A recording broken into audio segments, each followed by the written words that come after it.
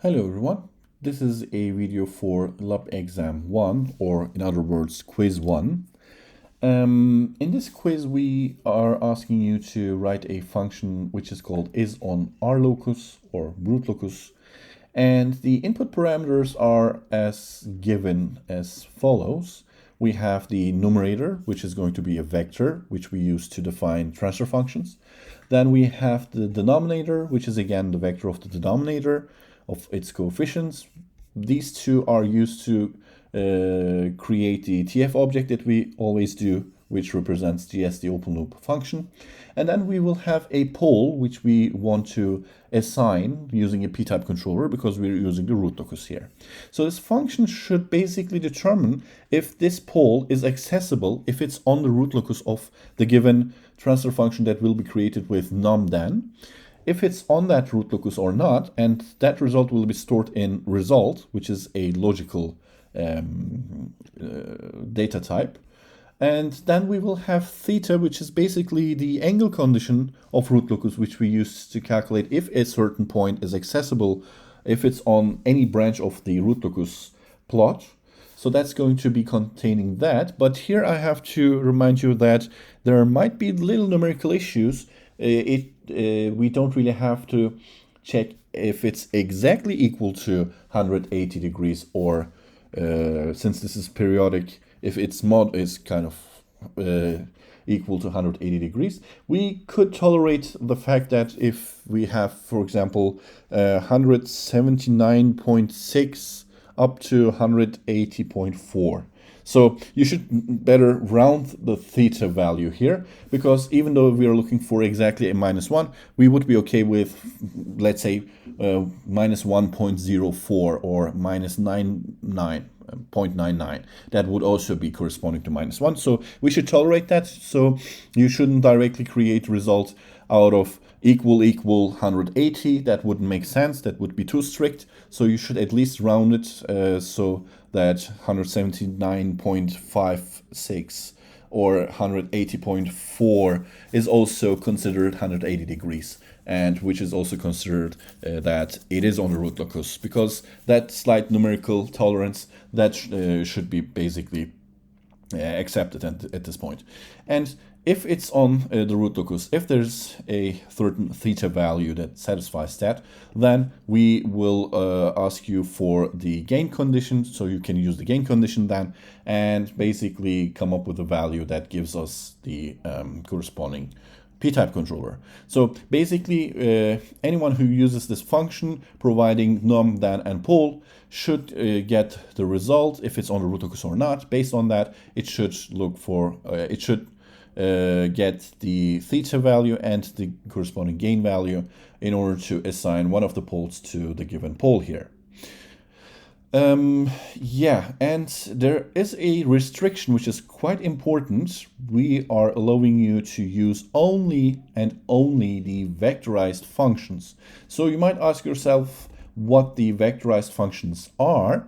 Before I tell you what that is, I will tell you what it not is. So you are basically not allowed to use the symbolic toolbox, nor are you allowed to use the control system toolbox.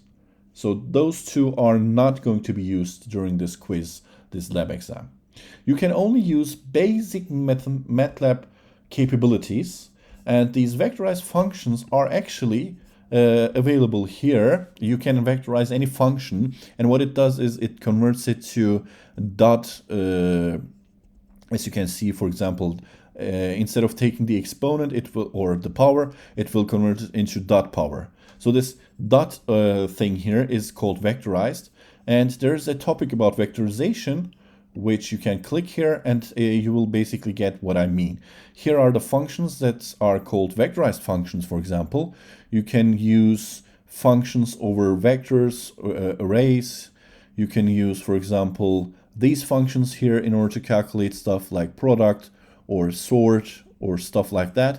So you should basically go and use these functions instead of using anything else. And the aim here, or where the restriction comes from, is basically the fact that you should be able to do this on your own using a pen and paper and a calculator. So you will use the angle condition, therefore you need to find out what the poles and the zeros are, and then you have the destination point pole, and then you draw some vectors and do some angle condition calculations on it, and also gain condition calculations. And these are basically basic arithmetic calculations. So we are basically betting everything.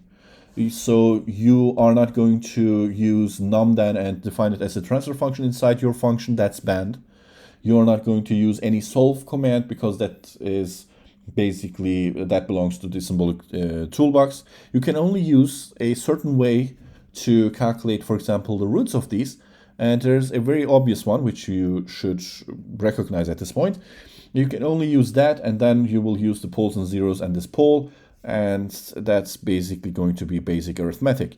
So for theta, again, let me remind you that you should round your theta result here so that you get basically a certain wiggle room here. It shouldn't be equals 180 degrees. That doesn't make sense. That's too restrictive. We are also okay with 179.9 or 0.5 or 180.2 degrees. That's also okay. And of course, this is a periodic check. You should check for maybe the mod 180, something like that. So that's quite important. But other than that, if it's possible to assign to a certain pole, then result should be a logical one, as it is shown here. So it should be true, basically, or logical one. You can just assign it to true or false. Or you could directly get this out of the checking of the result if it's nearly 180 degrees or the mod 180 degrees or whatever. So that's kind of that. If it's not accessible, if we cannot assign it, then k should be an empty vector like this. And if we are able to assign it, of course, we will be looking for the gain condition, and the result should be the p-type controller. When we use this k value with the transfer function generated as num then we should basically get one of the poles minus 1, and that should be it. So in this example, we have basically s cubed 2s squared 3s plus 4, and the numerator is 1. And when you use this with pole minus 1, you get basically logical 1. It is possible to assign this as a pole. Theta is 0, and k is basically 2. So if we have, if we look at the closed loop, the minus 1 should be one of the poles here. So yeah, that's pretty much it. You will call this function is on R locus. These are the exact input parameters, and these are the exact output parameters. Keep in mind that you should assign all the output parameters. Otherwise, when I call the function, I would be facing some errors. And since this is a lab exam, the aim here is to provide you with lab exams that doesn't need too much work for us, so we can do multiple of them, and this is not a homework. We are not going to pay too much detail into what you have tried to accomplish. Rather, we would like to look if it's working. It is. If it's not, then not. If, for example, the result calculation is correct, if it's doing its job as it should be, then 50 points are guaranteed. And 25 points if theta is correct, and 25 points if k is correct. Of course, there could be this slight issue where when we run it, when you didn't do anything but just returned result, then the whole script may fail. Or at this point you have implemented result, but it fails with theta. So please try to avoid that. So code it in such a way that if you, for example, didn't calculate these two, just assign them to 0 or whatever, so that you will not run into errors.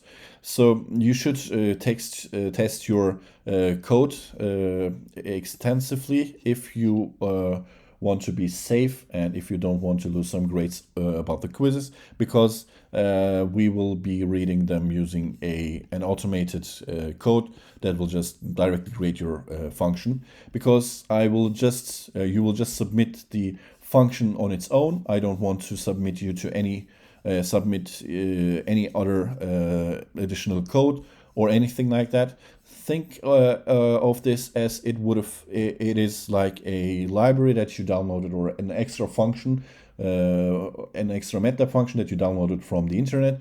So treat this function like that. So you should just only begin with this line and end with the end line, and that should be it basically. So again, vectorized functions are only the allowed functions that you can use. Everything else is banned. You cannot use the symbolic toolbox, nor can you use the transfer functions or control system toolbox. And yeah, and the aim is to just for you to sit down, write the bare minimum code that is necessary, that could be implemented on a calculator basically, and that's basically going to be it. Now, you don't really have to submit it with the student id.m. You can just call it isOnRLocus.m file. You can submit that. This is an old message. I, for some reason, didn't delete it. I'm going to fix that in the upcoming lab exams probably. And yeah, you should upload to Ninoa, and that's the only thing that we accept again. Don't email us, don't do anything else. Just upload it to Ninoa and you should be good to go. So hope that you will have fun and hope that you did understand what we are trying to ask here. So yeah, have fun.